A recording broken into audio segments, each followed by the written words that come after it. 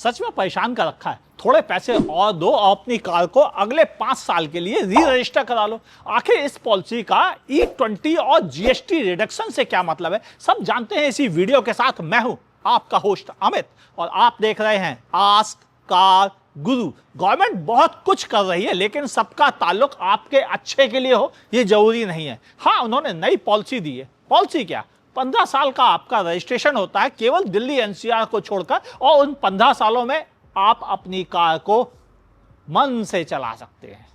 हाँ, बाइक को भी। मगर होता क्या है, उसके बाद री रजिस्टर नहीं होती। गवर्नमेंट ने पिछले कुछ सालों में एक पॉलिसी दी थी कि आप अपनी कार का फिटनेस सर्टिफिकेट लेकर अगले 5 साल के लिए उसे री रजिस्टर कर सकते हैं, यानी टोटल लाइफ अब 20 ईयर्स की। मगर इस 20 ईयर्स की लाइफ में एक नया झोल कल गवर्नमेंट ने इंट्रोड्यूस कर दिया। वो ये था कि अब इसकी प्राइसिंग इंक्रीज कर दी, यानी अगर आपको अपनी बाइक को अगले 5 साल के लिए रिन्यू कराना है तो आपको देने होंगे 2000 रुपए एक्स्ट्रा। हाँ, जीएसटी वगैरह वो और लगेगी। फिर अगर आपको अपना 3 व्हीलर करना है, वो 3 व्हीलर से तो हम चलते नहीं, लेकिन उसकी फीस 5000 रुपए। कार जिससे हम चलते हैं उसकी फीस हो गई है 10,000 रुपए, यानी 15 साल का पुरानी कार पर भी हम 10,000 रुपए और दें तब जाकर हम रजिस्टर करा सकेंगे और जीएसटी भी दें। सबर कर, अगर आपकी कार इंपोर्टेड है तो थोड़े बहुत नहीं, 10, 20, 30 हजार नहीं, पूरे 80,000 प्लस जीएसटी आपको पे करना पड़ेगा। यानी री रजिस्ट्रेशन पॉलिसी का मतलब यह है कि आप अपनी कारों को, अपने व्हीकल को री रजिस्टर कराने से बचें। मगर इसका E20 से क्या ताल्लुक है, चलो समझाता हूं। मैं तो अपना काम ईमानदारी से कर रहा हूं, तो क्या आप भी अपना काम ईमानदारी से कर रहे हैं? हाँ, जरूरत नहीं है आपको हर वीडियो लाइक करें, सब्सक्राइब करें, नोटिफिकेशन ऑन करें, लेकिन इस वीडियो को जरूरत है आपके सहारे की। यानी अगर बहरे कानों तक आवाज पहुंचानी है तो आपको इस वीडियो को सब दोस्तों के साथ व्हाट्सएप ग्रुप, फेसबुक पेज पर शेयर करना होगा, तभी तो ये आवाज ऊपर तक पहुंचेगी और वो शायद आपकी परेशानियों को ज्यादा बेहतर ढंग से समझ सकेंगे। हाँ, इसलिए इस वीडियो को दोस्तों के साथ शेयर करने में संकोच मत करें। हाँ, आज लाइक नहीं करेंगे तो भी कार गुरु को चलेगा।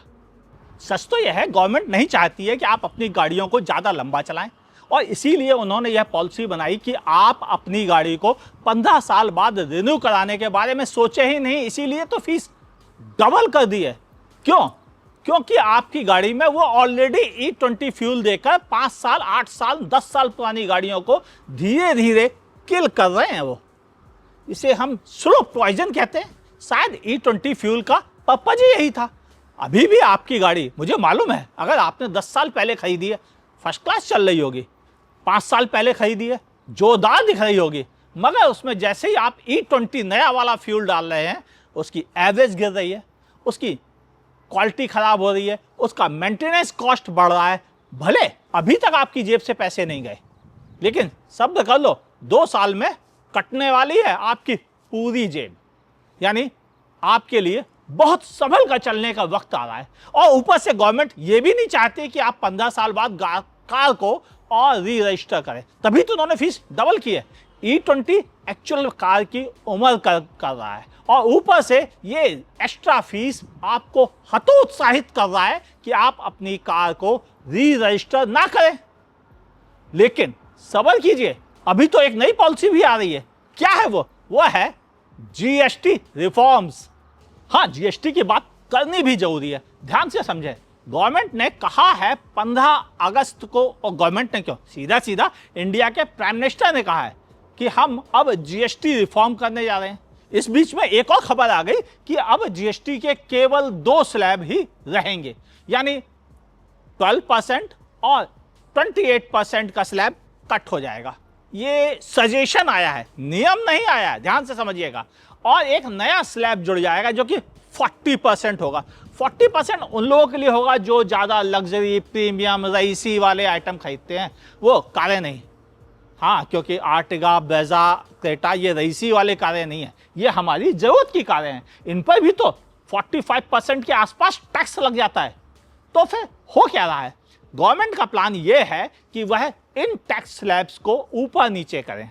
लेकिन अगर ऊपर नीचे करते हैं तो क्या होगा? कारों की कीमत थोड़ी कम होने की गुंजाइश बन जाएगी।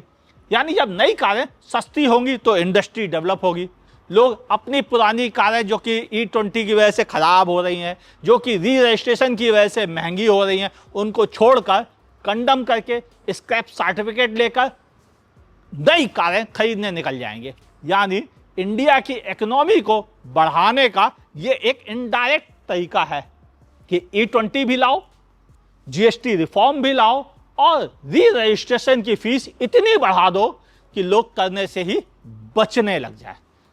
हाँ, अगर गवर्नमेंट एक काम और कर दे तो भी फायदे का सौदा है, वो है स्क्रैपिंग के बाद मिलने वाले सर्टिफिकेट से डिस्काउंट का अमाउंट बढ़ा दे।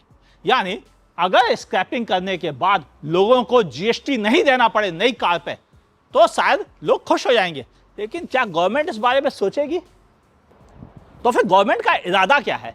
इरादा समझने के लिए हमें उसकी मंशा समझनी होगी।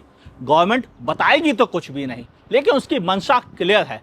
पुरानी गाड़ियां छोड़ो, अगर आप नहीं छोड़ने वाले हो तो गवर्नमेंट उसको डायरेक्टली इनडायरेक्टली ऐसे हालात पैदा कर देगी कि आपको अपनी पुरानी कार, बाइक, स्कूटर सब धीरे धीरे स्क्रैप कराने ही पड़ेंगे।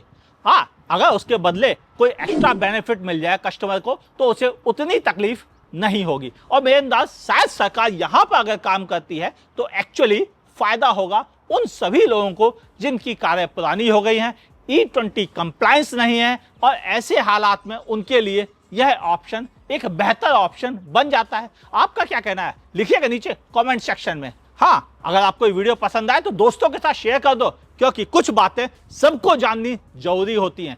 यह जरूरी नहीं कि आप लाइक करें, सब्सक्राइब करें, नोटिफिकेशन ऑन करें, लेकिन शेयर करते हैं तो बात बनती है और बहरे कानों तक पहुंचती है। देखते रहिए आज कार गुरु को।